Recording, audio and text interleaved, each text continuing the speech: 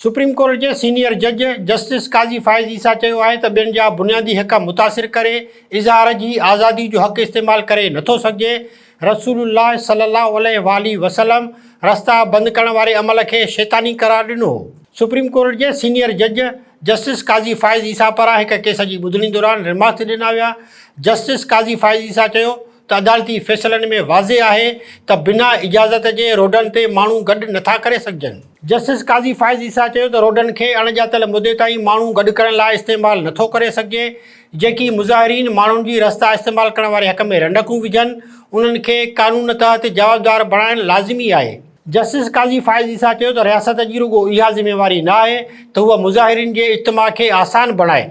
रियासत जी पहिरीं ऐं बुनियादी ज़िम्मेवारी आहे त हर शहरी जे बुनियादी हक़नि जो तहफ़ुज़ करे। यादि रहे त रावलपिंडी में PTI जो एहतिजाज जारी आहे ऐं मुज़ाहिरीन मरी रोड खे ॿिन्ही तरफ़नि खां ट्रैफ़िक लाइ ब्लॉक करे छॾियो आहे।